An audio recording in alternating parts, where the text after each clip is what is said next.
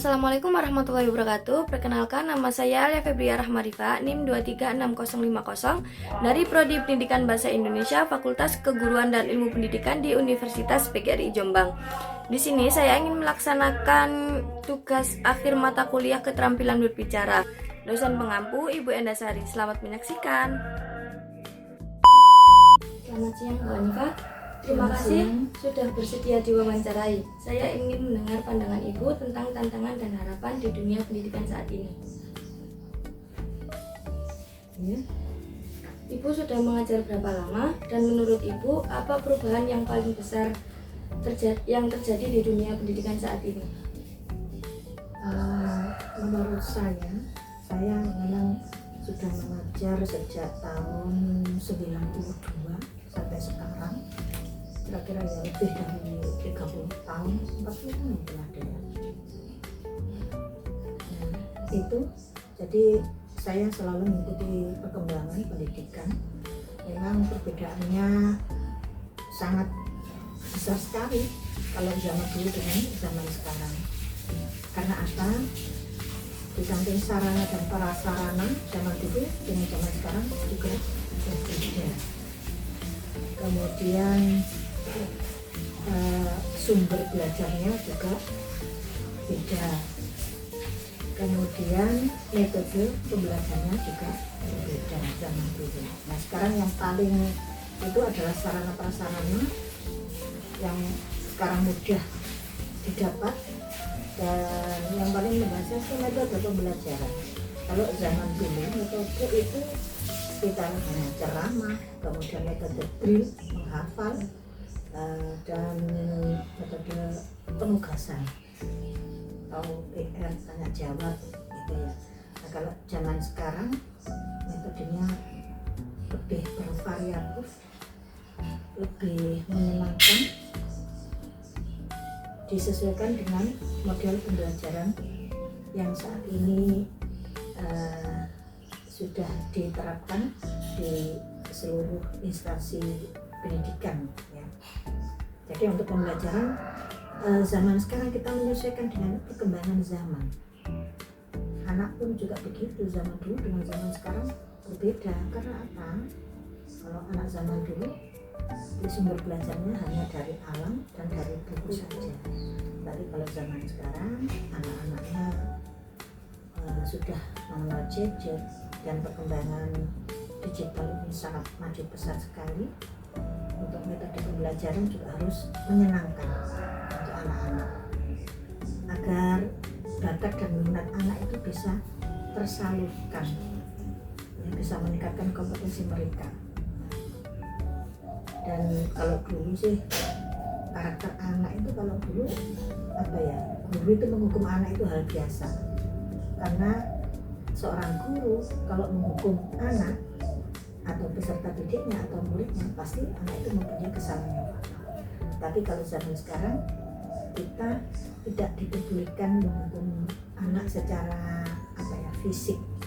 Kalau dulu itu biasa, malah kita tak berani lapor orang tua meskipun dihukum guru, karena orang tua pasti membela guru dan kita malah disalahkan. Kalau sekarang kan kebalik ya, kalau anak dihukum guru malah orang tuanya yang menyalahkan gurunya dan membenarkan anaknya. Bagaimana Ibu menyesuaikan diri terhadap perubahan yang terjadi pada dunia pendidikan saat ini? Untuk menyesuaikan diri ya kita harus banyak belajar. Kita tidak putus belajar untuk bisa menyesuaikan dengan perkembangan zaman. Ya, itu tadi, karena tumbuh pesatnya digitalisasi, modernnya segala apa ya, segala aspek-aspek digital itu kan sekarang sudah lebih sangat-sangat maju dibanding dahulu ya. Jadi pembelajaran itu harus kita sesuaikan dengan perkembangan zaman ya. Jadi pembelajaran itu bisa lewat internet, lewat apa saja. Karena apa? Anak-anak untuk meningkatkan kompetensinya, meningkatkan pengetahuannya itu lebih mudah, sangat mudah sekali mengaksesnya. karena sekarang sudah ada AI, ada ChatGPT, dan kita semua meningkatkan pengetahuannya dan meningkatkan kemampuannya. Kita sebagai seorang guru, kita biasa sering mengikuti pelatihan-pelatihan terkait dengan dunia pendidikan supaya bisa mengikuti perkembangan zaman saat ini. Apa tantangan yang paling besar dalam mengajar generasi sekarang, Bu? Tantangan yang paling besar adalah membentuk karakter anak yang baik. Ini tantangan terbesar kita. Kenapa? Anak-anak sekarang itu tadi lah, di era yang serba digital modern ini, segala informasi masuk.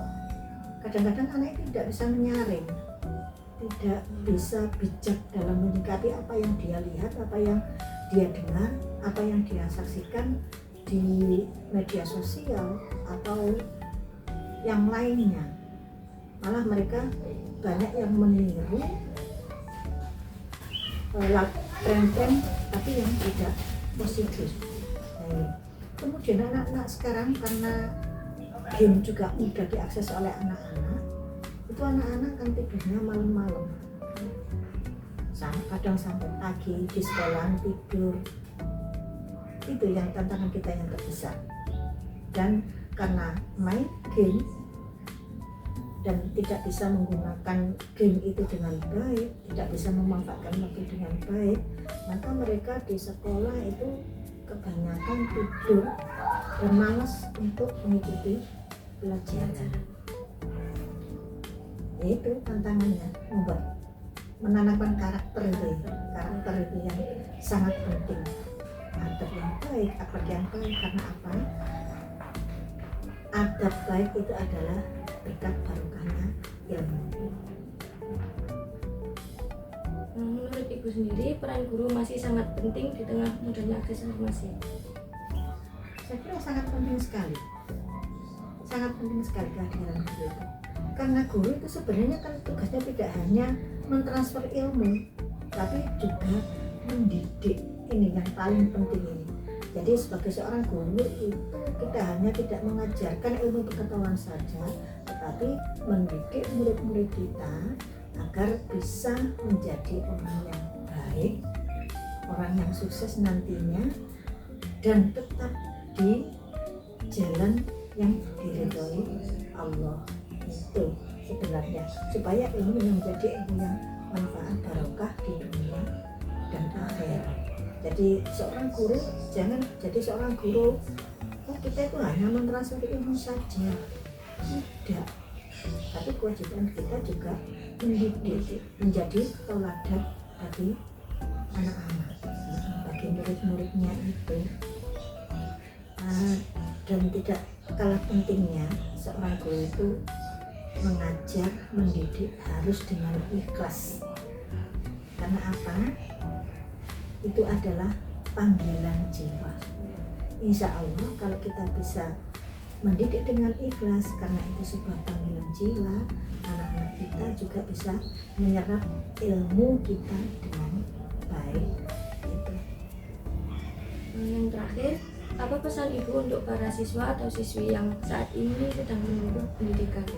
Nah, pesan saya untuk semuanya saja, ya, yang saat ini masih sekolah atau menempuh pendidikan, jadilah orang yang tangguh, ya. Jadilah orang yang haus akan ilmu. Jangan lelah dalam mencari ilmu atau menambah ilmu. Karena di agama kita, agama saya, mencari ilmu itu adalah hukumnya wajib. Ya. Ada hadis utlubul ilma minal mahdi ilal lahdi. Jadi kewajiban kita mencari ilmu itu dari mulai lahir sampai mati ini.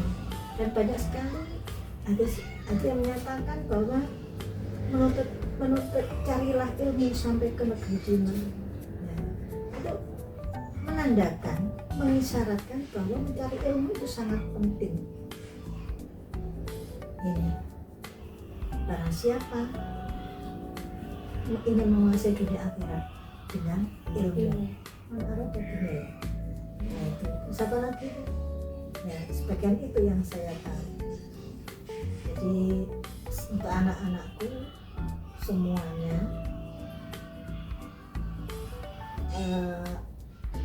jangan putus asa jika gagal, karena kegagalan adalah kesuksesan yang tertunda.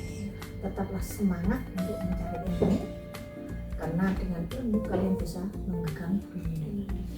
Tapi jangan lupa hasil dari ilmu yang kalian pelajari, bahwa ilmu itu sudah mengakar di diri kalian, itu adalah hasil berakar.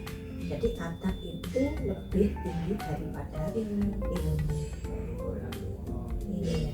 Jadi ilmu yang barokah, kalau ilmu barokah berarti adabmu baik. Itu. Terima kasih waktunya Bu. Sama-sama. Terima kasih.